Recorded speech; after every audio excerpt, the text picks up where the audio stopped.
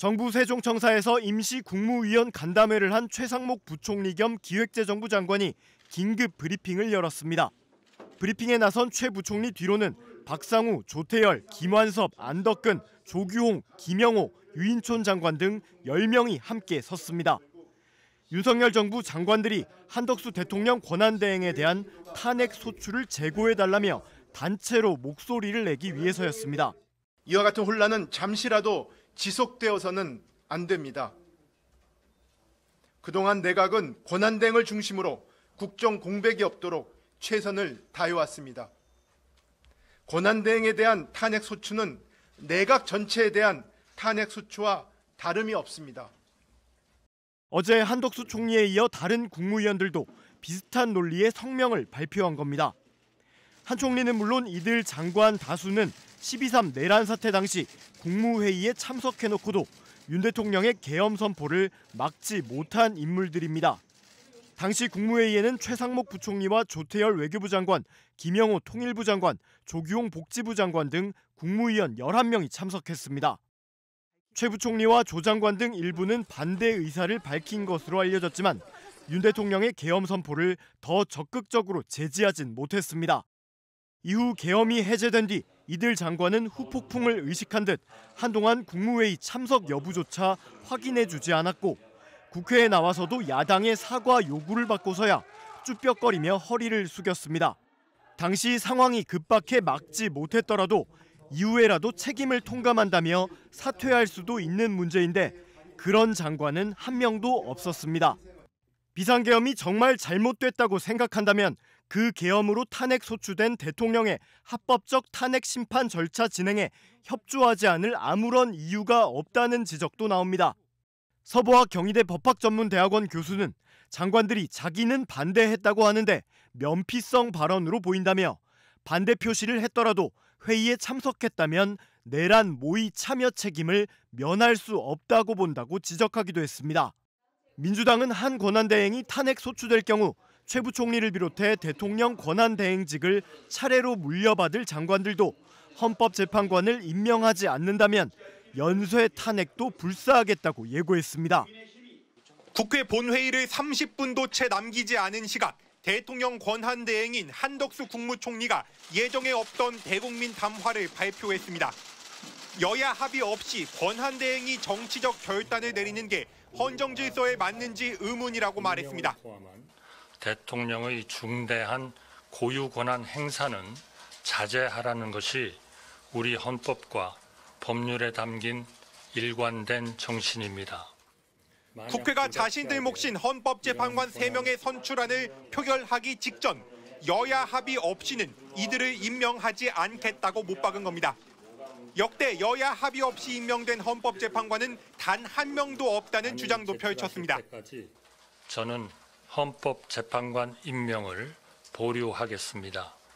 여야가 합의하여 안을 제출하시면 즉시 헌법재판관을 임명하겠습니다. 감사합니다. 더불어민주당은 한 총리에게 헌법재판관 임명을 미루면 탄핵 소추하겠다고 경고했는데 한 총리가 오히려 선수를 치고 나온 겁니다. 한 총리의 기습담화 직후 국회는 예정된 본회의를 열고 국회목 3명의 마은혁, 정계선, 조한창 헌법재판관을 선출했습니다.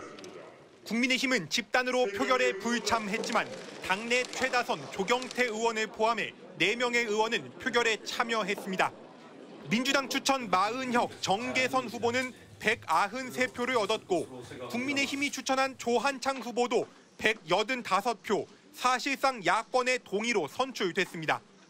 표결을 마친 국회는 한덕수 총리에게 정부의 일을 해달라고 마지막으로 다시 한번 호소했습니다.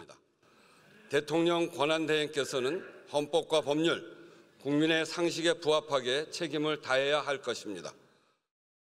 여당 주류를 방패 삼아 한덕수 총리가 헌법재판관 임명 거부를 선언한 지 1시간 반 만에 국회는 자신들 몫인 재판관 3명을 선출했다고 정부에 통지했습니다. 정부, 즉 한덕수 총리는 이들을 임명하지 않고 있습니다. MBC 뉴스 손하늘입니다. 국회에 출석한 한덕수 국무총리는 야권이 사과를 요구하자 망설임 없이 허리를 숙여 사과했습니다. 제가 다시 한번 국무위원을 대표해서 사죄 인사드리겠습니다.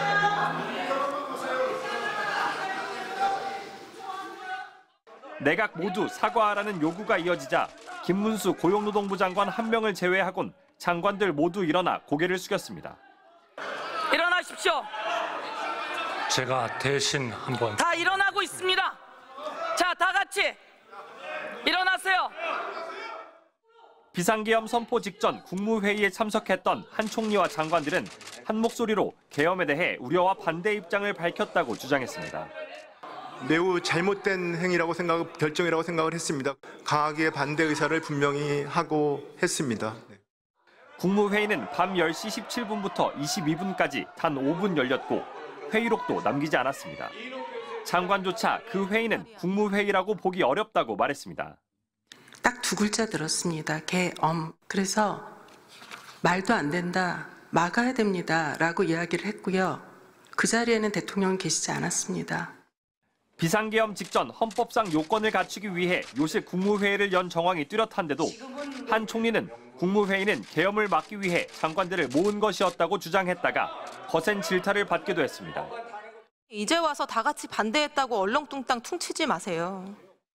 한편 한덕수 총리는 한동훈 대표와의 공동 국정 운영서를 강한 어조로 부인했습니다. 당과 긴밀히 협력할 방침이라면서도 한 대표와 담화 내용을 상의하기는커녕 담화문을 미리 보지도 못했다는 겁니다. 우원식 국회의장은 민의의 전당인 국회가 침탈당하는 일은 다시는 없어야 한다며 계엄 사태에 대해 국정조사권을 발동해 진상조사에 나서기로 했습니다. MBC 뉴스 정상빈입니다. 지난 12월 3일 윤석열 대통령이 비상계엄 선포 직전 소집한 국무회의. 비상계엄 사태를 막을 마지막 기회였습니다. 박성재 법무장관은 자신의 참석 여부를 밝히지 않았습니다. 선포 전 국무회의는 참가하셨습니까, 장관님? 참석했다고 인정한 건 비상계엄 사태가 터진 지 사흘째였습니다. 그날 밤 국무회의에는 윤 대통령을 포함해 모두 11명이 모였습니다. 비상계엄 사태 이튿날 참석 사실을 바로 인정한 건 김용현, 조태열, 이상민, 송미령 4명이었습니다. 국민적 분노가 들끓자 하나둘 참석 사실을 밝힌 겁니다. 하지만 최상목 기재부 장관은 아직도 자신의 참석 사실조차 공개적으로 밝히지 않고 있습니다. 왜 혹시 국무회의 참석하셨습니까? 한덕수 총리도 마찬가지입니다. 자기 직을 걸고 말렸어야죠. 근데 그렇게 하지 못했다라고 할 것 같으면은 그건 뭡니까? 같이 공조한 거다라고 볼 수가 있어요. 국가를 지금 나락으로 지금 떨어뜨리고 있는 그 책임을 져야 할 그러한 대통령이자 총리 아닙니까? 조규홍, 송미령 장관은 자신은 계엄에 동의하지 않았다고 밝혔습니다. 다른 국무위원들은 찬반, 어떤 의견을 냈는지 똑부러지게 밝히지 않고 있습니다. 거기서 찬성, 반대가 있지는 않았고요. 반대라는 표현을 쓴 분 자체는 두어 번 있었던 걸 기억하는데요. 거기서 다. 그 내란죄라는 표현은 지금 저는 내란죄라 생각합니다. 왜 저를 제지하십니까? 의원님께서 판단하시는 거와 저는 그렇게 생각합니다. 다른 부분이 있을 수 있기 때문에 박성재 장관은 비상계엄 선포 직후 간부회의를 소집하고 대책도 논의했습니다. 현실국장이 한 10분 정도, 10분 정도 그렇게 앉아 계셨던 것 같은데 대한민국이 헌법가로 영원히 남아있는 한 내란 행위로 분명히 규정될 것이고 공범을 폭넓게 인정하는 내란죄 특성상 국무위원들에게 부하수행 혐의를 적용할 수 있다는 의견도 나옵니다. 부하수행, 줏대 없이 다른 사람 주장에만 따라서 행동할 경우 5년 이하의 징역이나 금고형을 받게 됩니다. MBC 뉴스 조희원입니다.